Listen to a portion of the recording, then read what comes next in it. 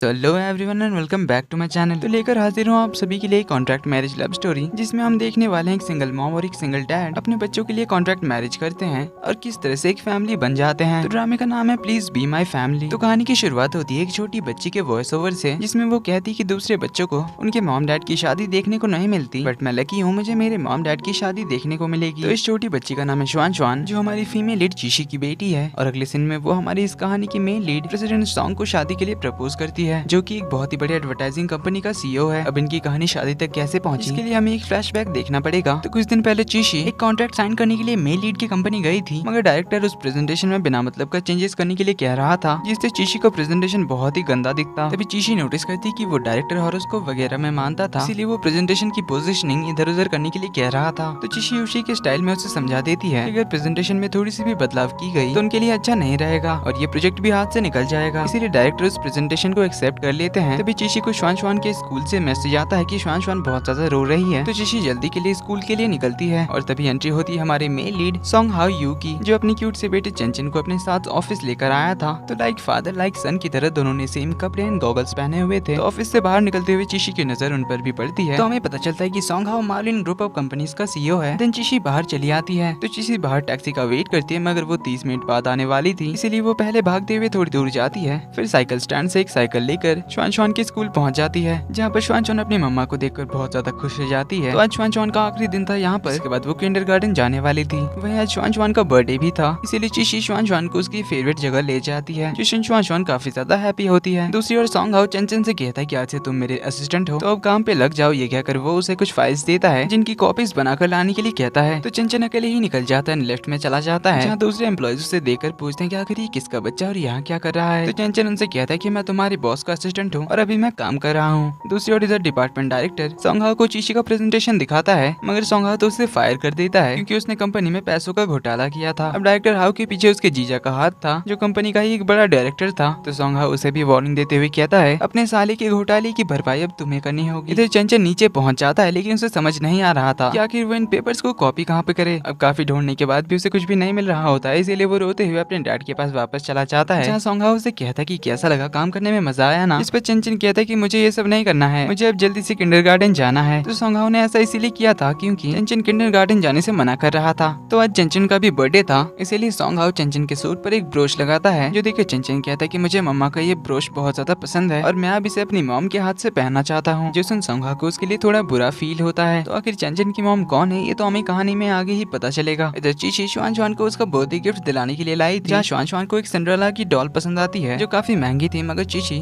श्वान के लिए उसे खरीद लेती है। तो उसे लेकर वो बिलिंग कराने गई थी कि तभी इसी टॉय शॉप में सॉन्ग हाउ चंचन को लेकर आ जाता है, जहाँ चंचन को एक सुपर हीरो वाला टॉय पसंद आता है, मगर सॉन्ग हाउ उसके लिए दूसरा गिफ्ट लेकर बिलिंग कराने चला आता है। जो देख चंचन थोड़ा सैड होकर कहता है कि आज बर्थडे तो मेरा है। तभी वो नोटिस करता है कि उसके सूट पर वो ब्रोच नहीं था, तो चंचन उसे ढूंढने लग जाता है। तो उसे ढूंढते हुए नजर पड़ती है चीशी पर, जिसके पास भी वही सेम ब्रोच था। तो चंचन आकर उससे कहता है कि आंटी वो ब्रोच मेरा है, आपने क्यों लिया। तो चीशी उसे बताती है कि बच्चे आपसे कोई गलती हो गई होगी, लेकिन चंचन कहता है कि नहीं वो मेरा ही है। तभी वहाँ पर सॉन्ग हाउ भी पहुंच जाता है, तो उसे भी लगता है कि उस ब्रश को चीशी ने ही लिया होगा। तो चीशी उसे कहती है कि ये मेरा है, इसलिए मैं आपको क्यों दूं। इस पर सॉन्ग हाउ कहता है कि ठीक है, फिर सिक्योरिटी कैमरास चेक कर लेते हैं, पता चल जाएगा कि तुमने ही इसे उठाया है। इस पर चीशी कहती है कि जब ये ब्रश मेरा है तो मैं अपना टाइम वेस्ट क्यों करूँ। कहकर वो जाने लगी थी, मगर सॉन्ग हाउ उसे रोक लेता है और उसे कहता है कि आज मेरे बेटे का बर्थडे है, इसलिए प्लीज कोई बखेड़ा मत खड़ा करो। तो चीशी भी बता देती कि आज मेरी बेटी का भी बर्थडे है और मेरा बिल्कुल भी मूड नहीं है तुम्हारे साथ टाइम वेस्ट करने का। अब इनकी बातें चली रही थी कि चंचन कहीं से उस ब्रोच को ढूंढ कर ले आता है और डैड को बुलाकर बताता है कि मुझे ये ब्रोच मिल गई। अब सॉन्ग हाउ उस ब्रोच को देखकर हैरान होता है, आखिर ये सेम ब्रोच उस लड़की के पास कैसे था। अब इस ब्रोच का क्या सीक्रेट है, ये भी हमें कहानी में आगे ही पता चलेगा। अब सॉन्ग हाउ पीछे मुड़कर देखता है तो चीशी वहाँ से जाने लगी थी। तो वो चंचन को यहीं पर रुकने के लिए क्या कर चीशी को ढूंढने के लिए जाता है, मगर वो तब तक वहाँ से जा चुकी थी। तो वो घर लौटकर किसी को कॉल करके चीशी के बारे में पता लगाने के लिए कहता है। वैसे तो आज चंचन का बर्थडे था, लेकिन सेलिब्रेशन में आज कोई भी नहीं था। ऊपर से सॉन्ग हाउ भी कितनी देर से फोन पे ही लगा हुआ था। तो चंचन उससे कहता है कि आप बहुत बड़े झूठे हो। तो सॉन्ग हाउ उससे पूछता है कि ऐसा क्यों लगता है आपको। इस पर चंचन कहता है कि आपने कहा था कि जब मैं 5 साल का हो जाऊंगा तब मम्मा मुझसे मिलने आएगी, पर आज तो वो आई ही नहीं। तो सॉन्ग हाउ को उसके लिए बहुत बुरा फील होता है, पर वो उसे कहता है कि आपकी मामा बहुत ही दूर है, वो आना तो चाहती थी, मगर उन्होंने आखिरी ट्रेन मिस कर दिया, इसलिए वो आज नहीं आ पाई, बहुत जल्दी ही वो वापस आ जाएगी। जिसमें चंचन पूछता है कि फिर क्या वो कल आएंगी। इस पर सॉन्ग हाउ कहता है कि शायद आ भी सकती है। अब चंचन चंचन की मॉम कौन है और उनके साथ क्या हुआ ये तो हमें कहानी में आगे ही पता चलेगा। लेकिन चंचन तो बड़ा खुश हो जाता है क्योंकि उसे लग रहा था कि उसकी मॉम कोई सुपर वुमन होगी, क्योंकि डैड ने तो उसे ऐसा ही कहा था कि उसकी मॉम दुनिया को प्रोटेक्ट करती है। दूसरी ओर चिशी श्वान का बर्थडे मनाती है, जहाँ पर वो उसे केक खाने से पहले मेडिसिन खाने के लिए कहती है, जिससे हमें पता चलता है कि श्वान को कोई बीमारी है जिसे ठीक कराने के लिए चिशी बहुत ज्यादा मेहनत कर रही है। साथ ही में वो अपनी बेटी की सारी जरूरतों को भी पूरा कर रही है ताकि वो अपनी बेटी को खुश रख सके। वहीं तो सोंगा जो कि हर वक्त बस अपने काम में ही डूबा रहता है, इस वजह से वो चंचन का अच्छे से ख्याल नहीं रख पाता। तो वो चंचन के बारे में सोचकर सैड हुआ बैठा ही था, तभी उसके ग्रैंडपा यहाँ पर आ जाते हैं, जो यहाँ पर चंचन का बर्थडे सेलिब्रेट करने के लिए आए थे। मगर चंचन तो गुस्सा होकर सो गया था, जो देखकर ग्रैंडपा सोंगहाओ से कहते हैं क्या उसने फिर से मम्मा से मिलने की जिद की। तो ग्रैंडपा सोंगहाओ से कहते हैं कि अब तुम किसी लड़की से शादी क्यों नहीं कर लेते, जिससे चंचन को उसकी मॉम भी मिल जाएगी, क्योंकि तुमसे तो चंचन का बिल्कुल भी ख्याल नहीं रखा जाता। लेकिन सोंगहाओ इसके लिए मना कर रहा था। तो ग्रैंडपा हार्ट में पेन होने का नाटक करने लग जाते हैं, लेकिन सोंगहाओ उनके नाटक को पकड़ लेता है। तो ग्रैंडपा कहते हैं कि मैंने आज तक तुम्हें कितनी सारी लड़कियों से इंट्रोड्यूस करवाया, मगर तुमने उन सभी को रिजेक्ट कर दिया अजीब से रीजन बताकर। तो आखिर तुम्हें कैसी लड़की पसंद है, या फिर तुम कभी भी शादी नहीं करना चाहते। जिस पर सोंगहाओ कहता है कि करूंगा,